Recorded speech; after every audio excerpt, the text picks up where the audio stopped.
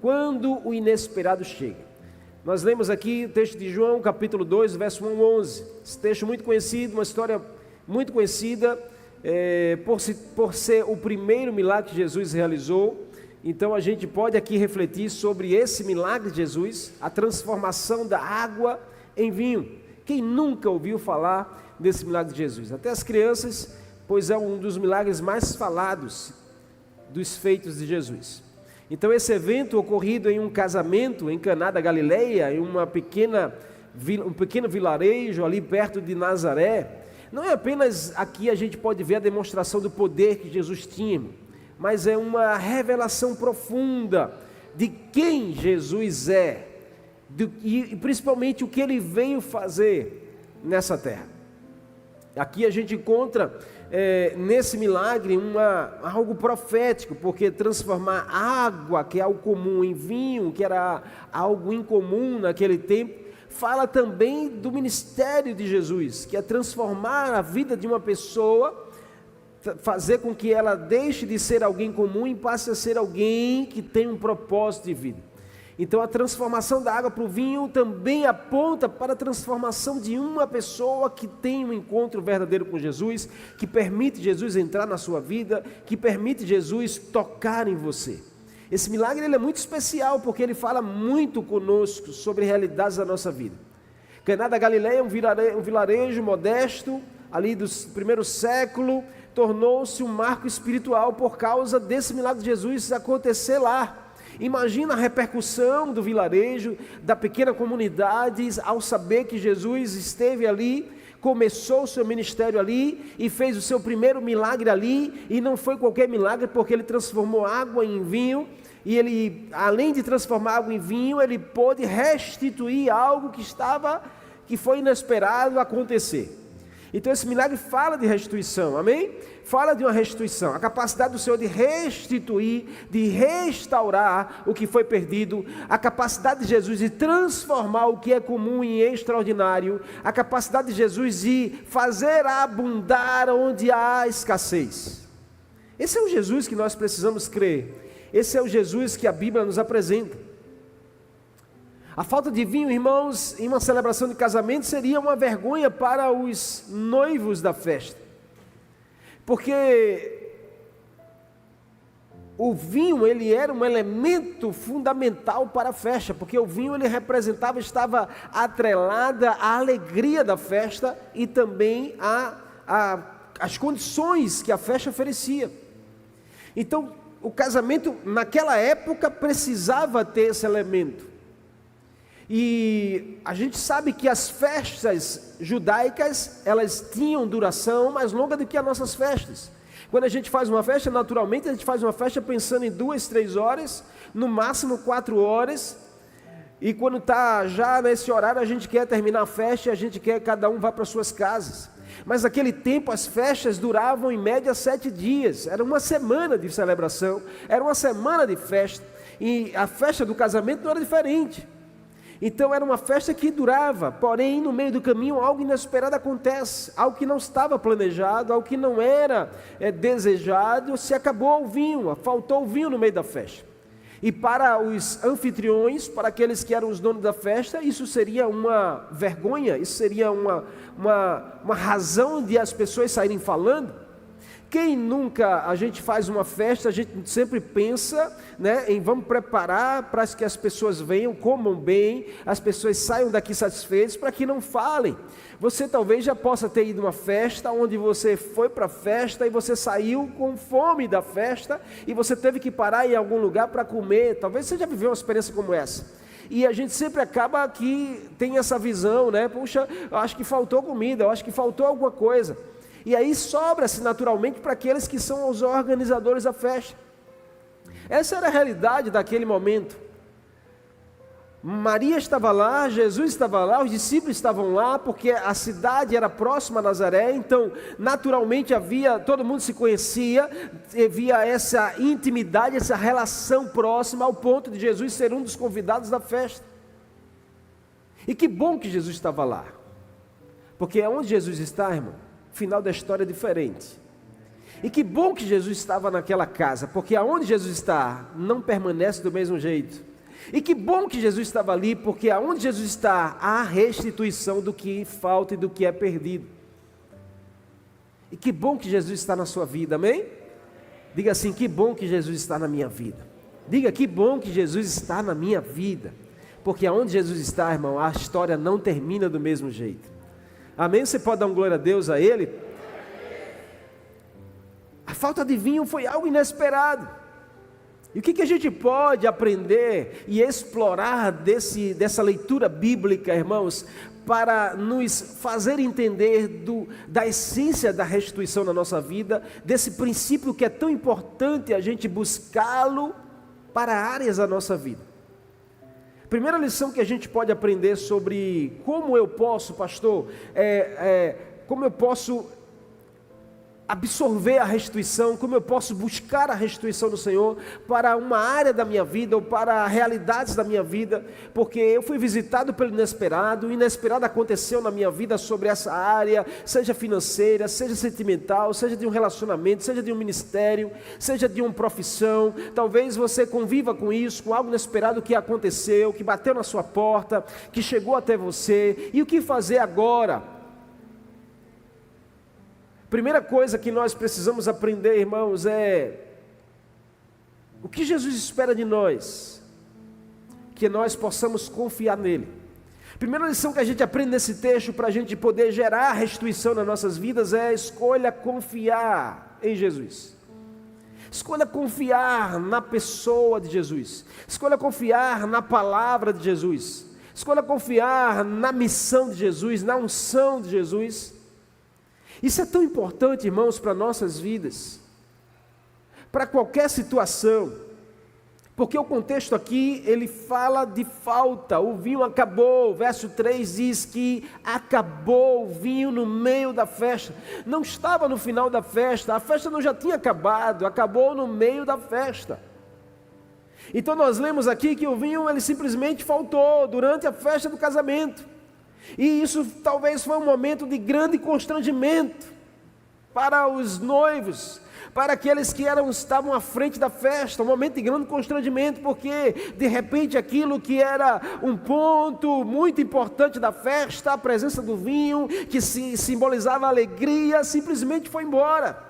Não tinha mais, as pessoas procuravam, olha, acabou. As pessoas queriam renovar as suas taças e não tinha mais onde renovar. As pessoas iam em busca do vinho para se alegrar e não tinha mais a razão da alegria. O motivo da alegria se foi, a razão que gerava alegria não estava mais presente.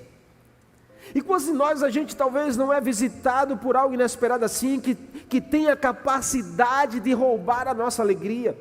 Nós estamos bem um dia e de repente algo acontece, no outro dia nós estamos desesperados, nós estamos arruinados, acabados, a alegria parece que não existe mais, aquele símbolo da alegria, aquela razão da alegria foi embora. O fim do vinho simbolizava a carência de algo que era necessário. Talvez para mim e para você, o fim do vinho simboliza as carências, a alegria que se esgota, a esperança que vai embora, os recursos que faltam. Eu não sei qual é a falta do vinho que você está convivendo talvez, eu não sei o que menos você esperava aconteceu, eu não sei qual a notícia, qual o acontecimento que tem, ou comprometeu a sua esperança, roubou os seus recursos. Quantas vezes nos encontramos em situações em que parece que o vinho acabou, em que parece que os recursos vão nos faltar. Talvez, irmão, seja a paz em um relacionamento, onde você está convivendo, aonde era tão bom, aonde tinha tão alegria, aonde tinha paz, e parece que hoje só há guerra, parece que hoje só há afastamento, parece que hoje aonde tinha uma amizade linda, existe uma inimizade horrível. Aonde aquele que celebrava a sua presença, hoje ele fala da sua ausência. Onde aquele que você caminhava lado a lado e era amigo para lhe proteger, hoje faz questão de sentar nas mesas e falar de você. Talvez a falta do vinho seja uma realidade como essa para mim e para você. E nós estamos convivendo com isso, com essa carência, com essa ausência, porque aquilo que existia e trazia alegria foi roubado, não existe mais. Faltou. Nós procuramos e não achamos. Existe um vazio na alma. Existe uma lacuna que não foi preenchida, existe uma rachadura que não foi sarada, e a gente todas as vezes que olha, a gente lembra que um dia existiu e hoje não existe mais. Tinha o vinho, não tem mais. Tinha alegria, não tem mais. Talvez a paz que havia no relacionamento não tem mais. Talvez a saúde física que um dia trazia tanto vigor, trazia tanta certeza de quem você seria, e você simplesmente foi visitado por algo inesperado, uma enfermidade que roubou a saúde. Talvez seja as finanças, que um dia a sua conta estava no verde, hoje está no vermelho. Eu não sei o que representa o vinho para você, mas o fato é que essa história, ela fala muito sobre nosso momento atual, e a gente precisa aprender. Se nós queremos a restituição do Senhor em algo que existia e não existe mais nas nossas vidas, a primeira lição é: nós precisamos aprender a escolher confiar verdadeiramente na pessoa de Jesus. E confiar, irmãos, é reconhecer. Confiar é reconhecer as nossas fragilidades. Confiar é reconhecer os nossos limites. Confiar é reconhecer que até aqui eu consigo, mas daqui para frente só o Senhor pode fazer. A restituição do Senhor começa onde nós percebemos nossas insuficiências. Jesus só restitui aquilo que nós somos insuficientes para fazer sozinho.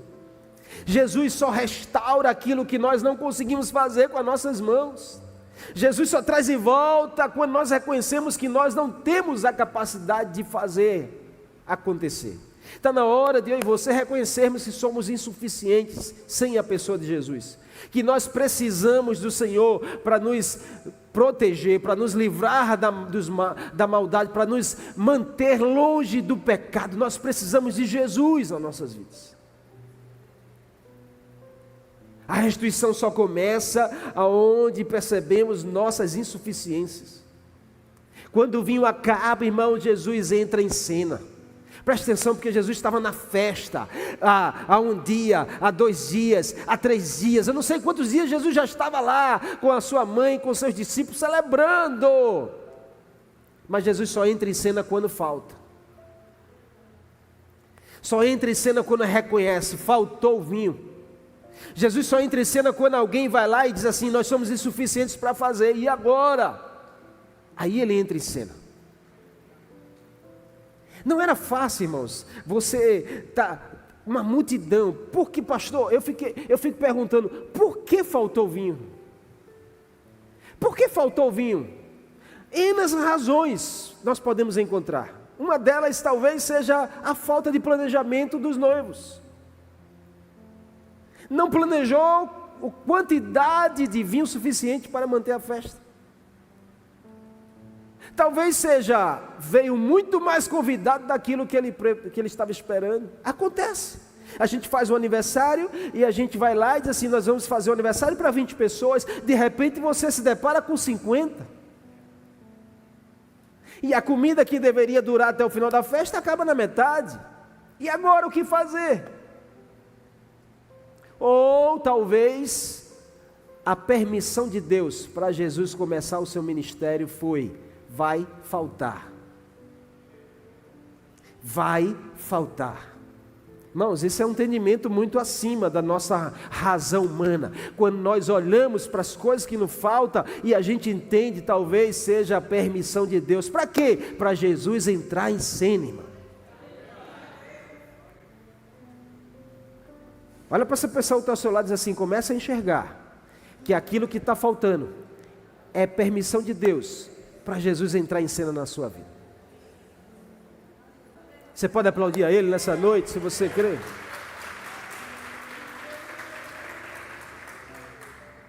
Porque humanamente a gente procura as razões, a gente procura as desculpas, a gente procura as respostas. Por que faltou? Foi porque a gente não planejou. Por que faltou? Foi porque a gente faltou dinheiro para comprar mais.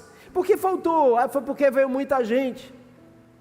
Ou será que por que faltou? Porque Deus permitiu para que Jesus entrasse em cena.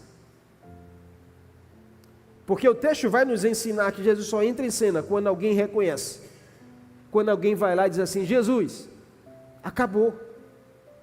E agora? Jesus, eu fui pego de surpresa. Estava tudo bem, tudo dando certo, quando de repente, acabou. Eu era feliz quando de repente eu fui surpreendida e acabou. Eu tinha muita alegria quando aconteceu isso. Acabou a minha alegria, Jesus, e agora? É aí onde Jesus entra em cena, irmão. É aí que a gente demonstra que nós estamos confiando na pessoa dele. Quando nós assumimos a nossa suficiência, quando dizemos: Jesus, acabou, e agora o que eu tenho que fazer? Foi isso que Maria fez. Foi até Jesus. Ela poderia ter ido até o noivo, dizer: meu amigo, você me convidou para a festa, e agora não tem mais vinho para a festa, o que você vai fazer? Para de você ir requerer de pessoas que não vão mudar a tua história. Para de você ir requerer de pessoas que não têm o poder de solucionar aquilo que você precisa. Para de requerer de pessoas. A tua restituição não vem de pessoas, a tua restituição vem de Jesus. Maria nos ensina a nós irmos na direção certa. Ela não foi requerer do noivo, da noiva, ela foi até Jesus, irmão.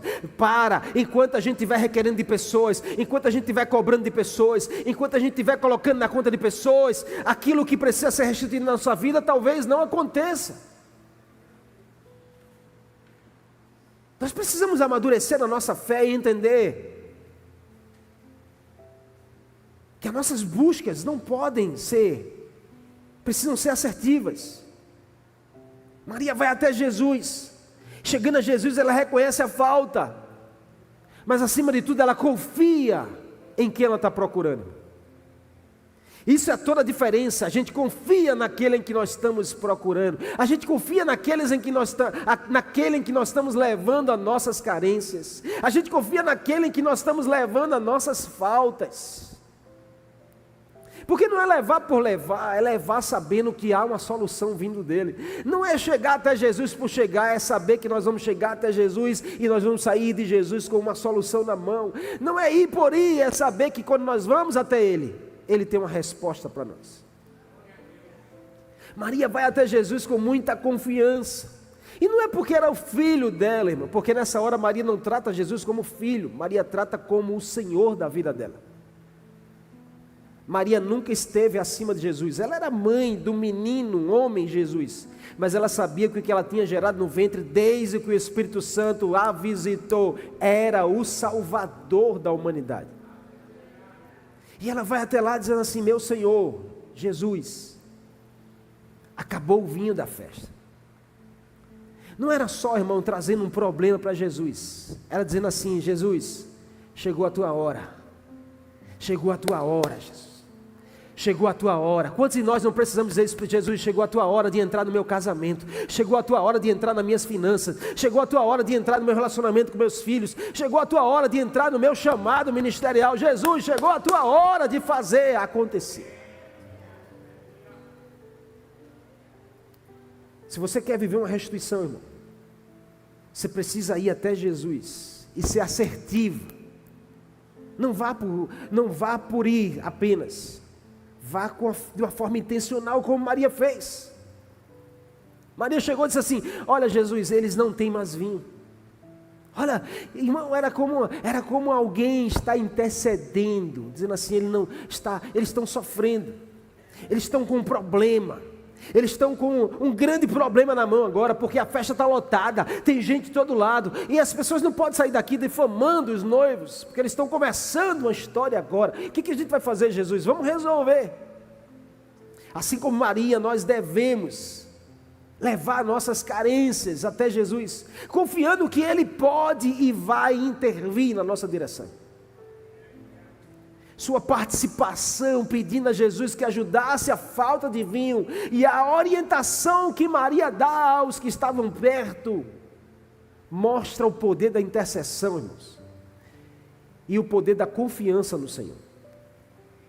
Porque Maria vai até Jesus porque confia.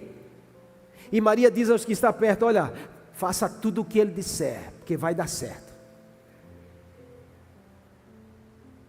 Essa é a voz do Senhor para você nessa noite. Faça tudo o que a palavra diz, que vai dar certo. Havia uma situação inesperada, porém havia um Senhor esperado na festa. Escute o que eu vou te dizer. Para toda situação inesperada na sua vida, clame pelo nome esperado sobre todo o universo, porque Jesus pode resolver. Diga assim: Jesus pode e vai resolver as minhas carências. Você pode aplaudir a Ele nessa noite? Amém. Segundo, o que a gente precisa aprender? É que o tempo dele é perfeito. O tempo do Senhor é diferente do meu e do seu. A resposta de Jesus fala do tempo perfeito de Deus. Jesus olha para Maria e diz assim: mulher, o que tenho eu contigo? Numa outra tradução, como eu li, ainda não é chegada a minha hora. Meu tempo ainda não chegou. A minha hora ainda não chegou. O que Jesus estava dizendo? Ele estava dizendo: olha, o tempo de Deus é diferente do tempo do homem. Jesus não estava dando fora na sua mãe. Jesus não estava colocando Maria no lugar dela. Jesus estava só ensinando sobre o tempo perfeito dele. O tempo perfeito do Senhor. Isso nos ensina que a restituição de Deus acontece no tempo perfeito de Deus, que nem sempre vai coincidir com o nosso relógio, com a nossa agenda, com as nossas programações. Como o senhor afirma isso, pastor? Porque você não vê Maria discutindo com ele, você não vê Maria retrucando, Jesus falando, Maria retrucando, Jesus falando. Não, irmão, não é uma discussão, aqui é uma afirmação teológica sobre o tempo perfeito de Deus para nossas vidas. E nós precisamos confiar no tempo perfeito de Deus. Maria não discute, Maria confia. Tanto que ela instrui os servos: o que ele disser vocês podem fazer, porque vai acontecer. Faça tudo o que ele vos disser. Está lá no verso 5 do texto. Uma expressão que também nos ensina sobre o tempo dele. O que Maria estava dizendo? Olha, quando ele disser que é a hora, é a hora. Fiquem atentos, porque ele vai falar. E quando ele falar, vai acontecer. Quando é que ele vai falar? Aí é no tempo dele. Quando ele vai fazer? É no tempo dele. Quando ele vai responder? É no tempo dele. Quando o milagre vai chegar? É no tempo dele. Mas uma coisa eu sei: quando o tempo dele chegar, será da melhor forma, será do melhor jeito, será algo extraordinário para mim e para a sua vida. Amém? Você pode dar glória a Deus a Ele? É isso. O tempo de Deus deve ser visto como um tempo de cumprimento do propósito, onde tudo acontece na hora certa. Você já teve essa experiência que a gente às vezes vai lá, faz um plano, faz o planejamento, a gente quer que nessa hora aconteça isso, nesse dia vai fazer isso, vai vender assim, vai aparecer tal pessoa, mas nada disso acontece. E a gente parece que vai se frustrar, mas aí dá alguns dias para frente, quando você vê, acontece algo muito melhor.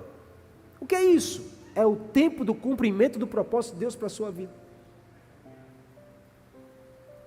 que não é no nosso tempo, que não é no nosso relógio. O que a gente precisa? Paciência. Olha para essa pessoa e diga assim: paciência. Vai lá, diz ela: paciência.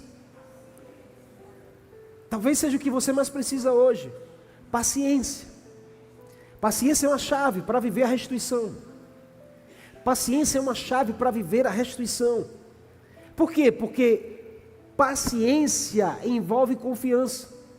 Ninguém espera se não confia. Ninguém consegue esperar se não há confiança no meio. Quando a gente não confia, a gente atropela. Quando a gente não confia, a gente avança. Quando a gente não confia, a gente quer acelerar os processos. Paciência é necessária, porque isso envolve confiar que Ele sabe o que é melhor e que Ele faz o que é preciso. A Bíblia diz em Eclesiastes 3:1, é isso mesmo, Eclesiastes 3:1, há um tempo determinado para todas as coisas debaixo do céu. O que é isso? É o tempo do cumprimento do propósito de Deus.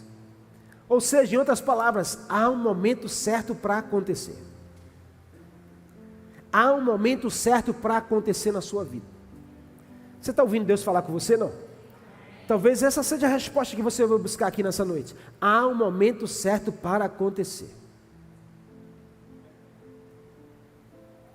E o que nos cabe então? Respeitar o tempo de Deus. O tempo nosso é o cronos, é o que o relógio roda.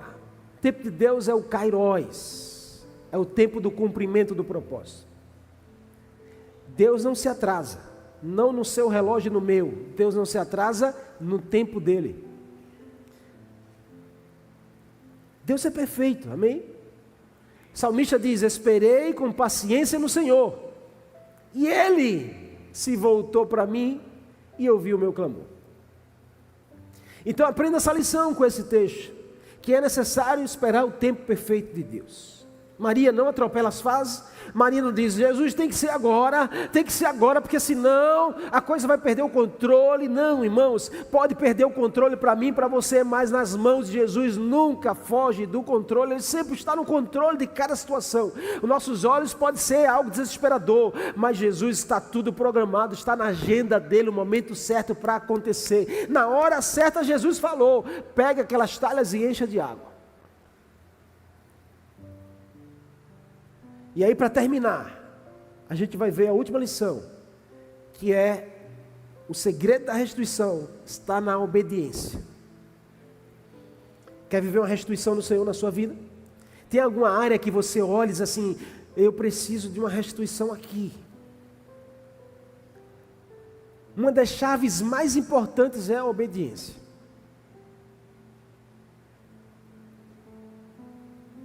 Jesus olha para aqueles homens assim: olha, eu quero que vocês encham aquelas talhas vazias de água. Haviam 6 talhas, 6 potes grandes, em uma determinada área da festa, e eles estavam vazios. Então Jesus olha para aqueles homens assim: a missão agora é encher de água. Mas Jesus, o que a festa precisa é vinho. Mas o que eu quero é que encha de água.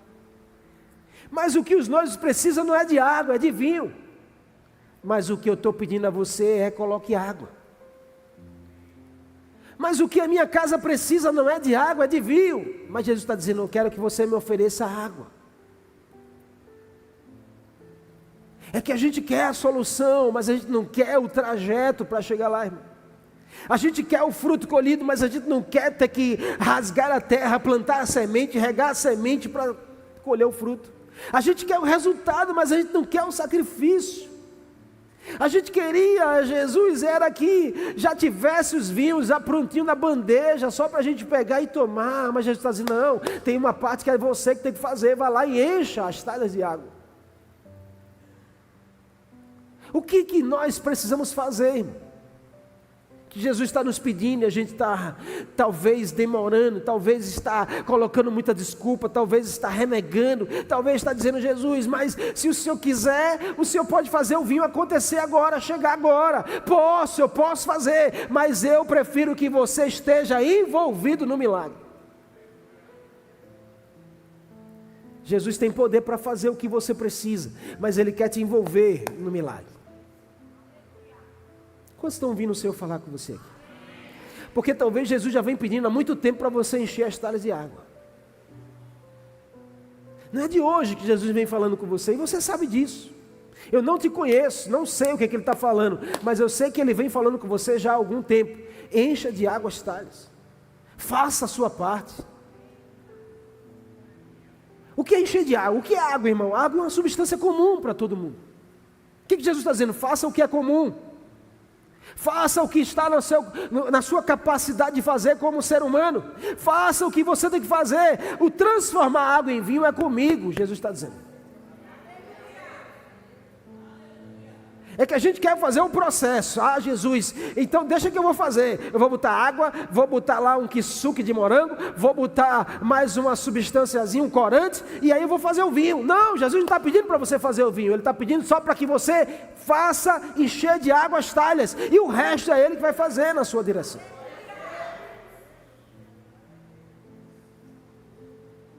Faça o simples. Qual o simples? Obedeça.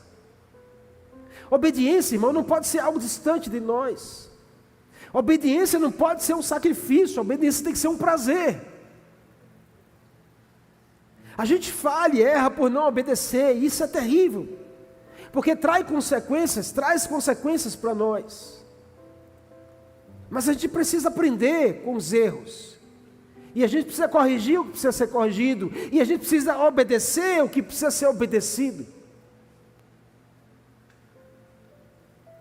Jesus ordena para aqueles homens encherem 6 talhas de água. E o texto é muito específico. Eu gosto de João porque João é específico nas coisas.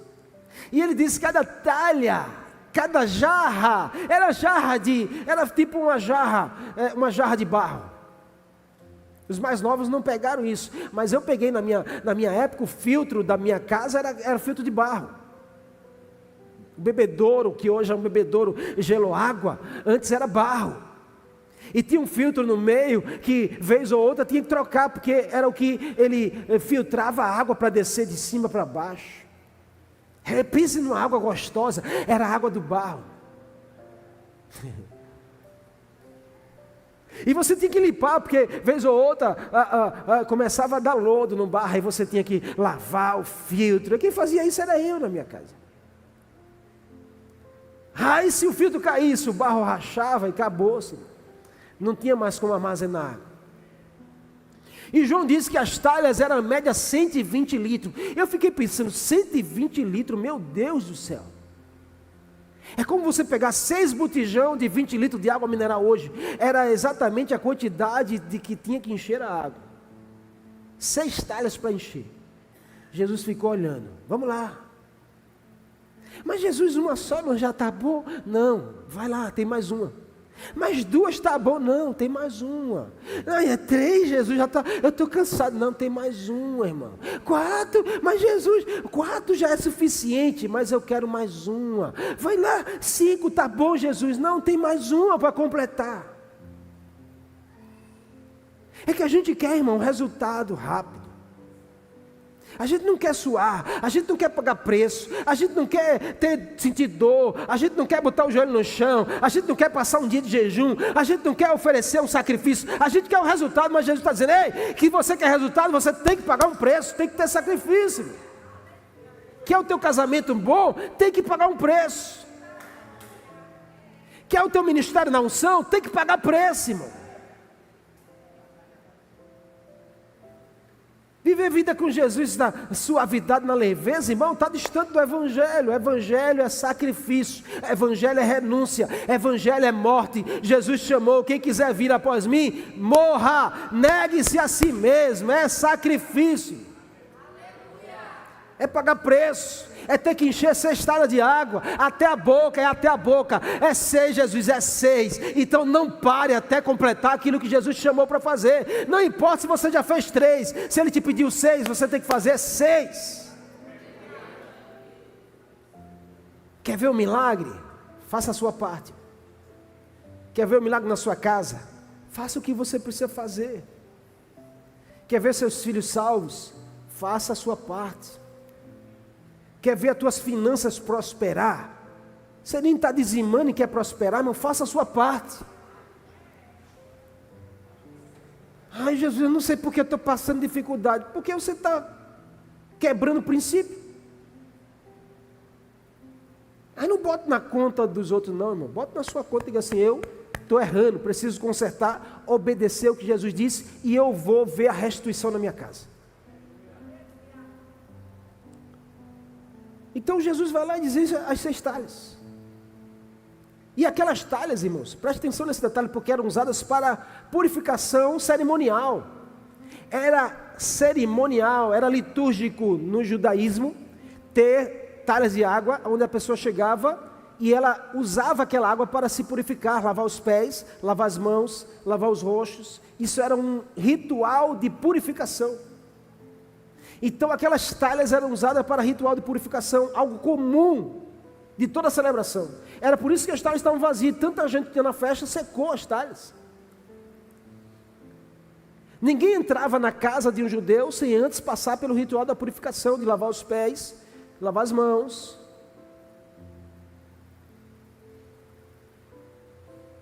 Então Jesus pegou algo comum e funcional e fez algo para um propósito novo e glorioso.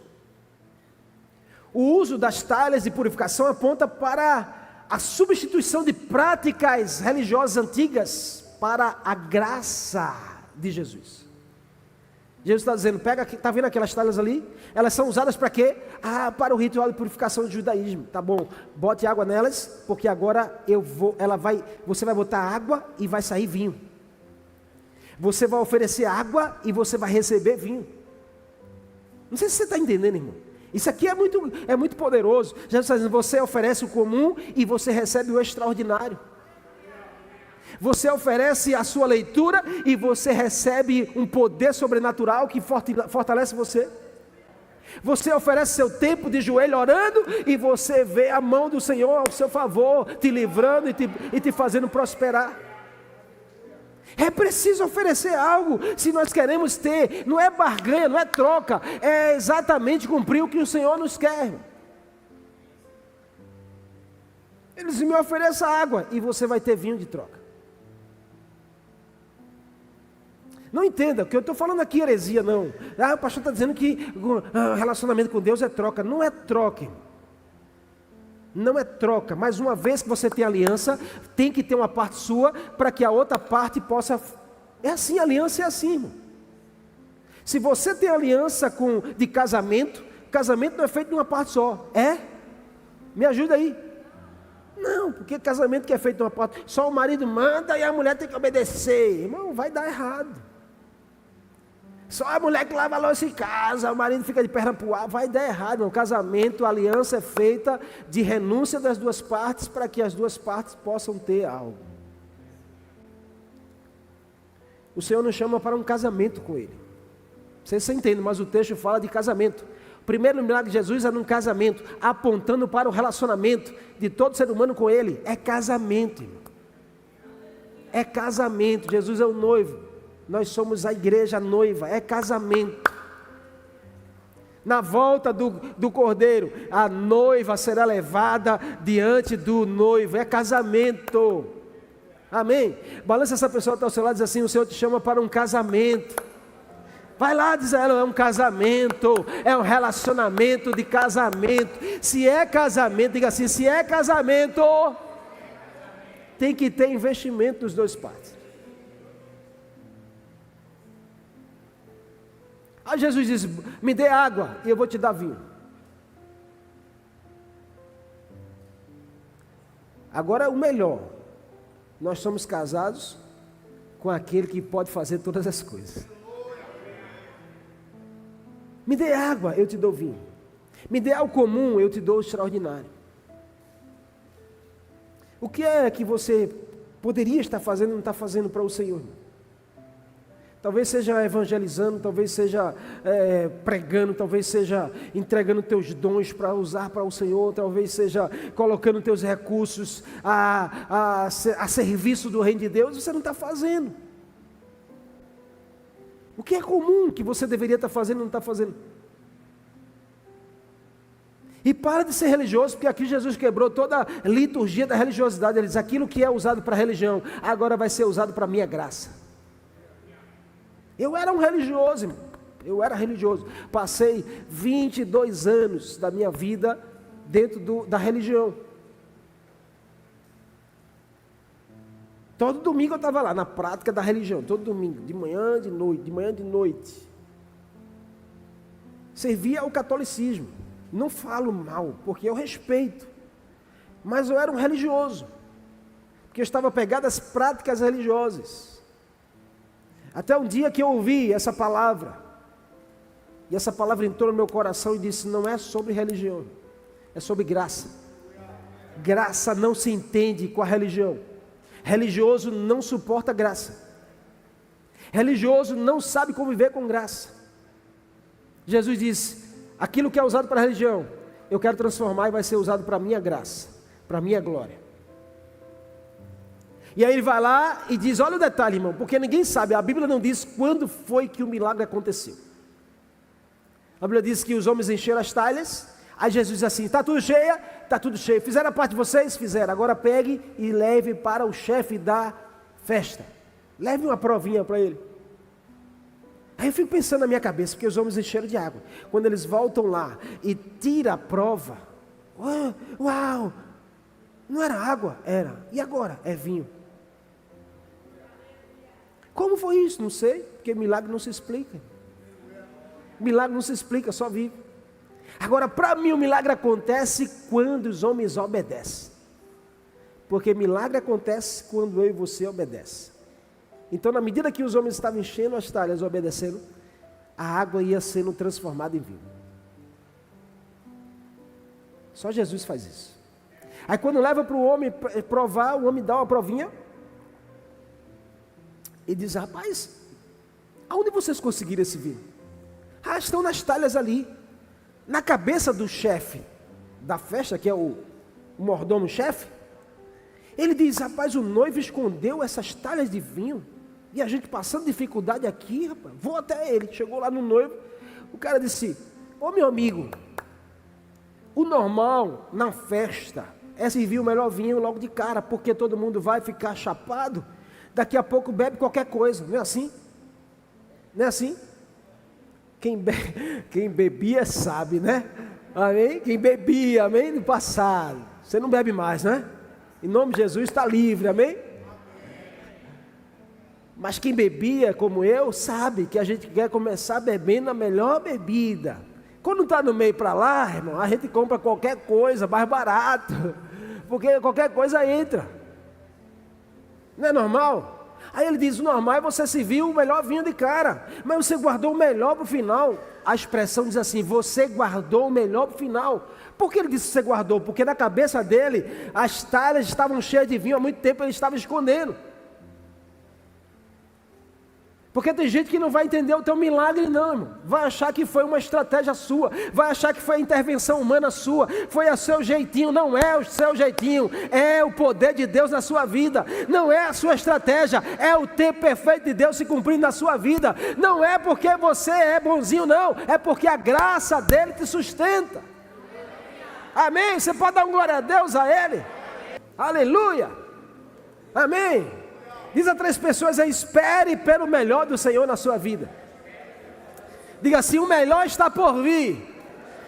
Diga assim: porque com Jesus o melhor é sempre no final. Você crê nisso? Você crê nisso? Amém? Aleluia. Aleluia. Tem restituição para você. Tem restituição para sua casa. Eu não sei o que acabou, não sei o que ficou no meio do caminho, mas eu sei que o Senhor te trouxe aqui para dizer que Ele é capaz de restituir. E olhe, quando Jesus bota a mão, aquilo que estava bom se torna melhor. Aquilo que era bom ficou ruim, se torna melhor do que era. Por isso que o vinho foi o vinho melhor. Porque Jesus não faz de qualquer jeito. Ele não te leva de volta ao nível que você estava. Todas as vezes que Jesus coloca a mão, Ele nos leva a um nível muito melhor. Então com Jesus a gente não perde nada, irmão. A gente só ganha. Você só tem a ganhar. Porque ainda que você possa dizer: mas a minha vida está tranquila, pastor. Mas quando Jesus chega, a tua vida tranquila passa a ser extraordinária.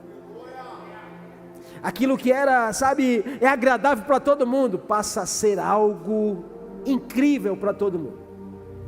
Esse é Jesus nas nossas vidas. E Ele te trouxe aqui nessa noite para dizer que o mais que Ele quer é restituir a sua vida. É trazer de volta o que perdido foi. é restaurar o que foi quebrado.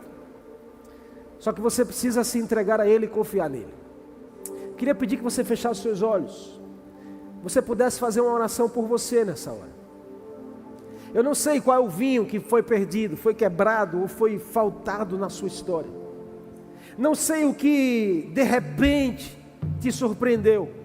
Não sei o que se tornou inesperado para você. Mas eu sei que Ele está aqui nessa noite. E Ele está falando com você. Porque Ele tem um plano. Ele tem uma restituição. Senhor, vem nessa noite. Continua, Senhor, tocando nesses corações. Continua convencendo cada homem e mulher aqui presente, aos que estão conectados, que não há outro caminho, se queremos viver essa restituição, é apenas correr para a Tua presença, é apenas se entregar à Tua presença, é apenas obedecer a Tua palavra, é apenas assim como diz a Tua própria Escritura, é crer de todo o nosso coração e confessar com nossos lábios que o Senhor é o poderoso Deus. E eu rogo, Pai, que o Senhor possa convencer através do Teu Espírito Santo a todos aqui presentes que nada está perdido, que é possível sim esse jogo virar, é possível sim reverter essa história. Basta uma atitude de fé, e que assim seja, em nome de Jesus. Amém e amém.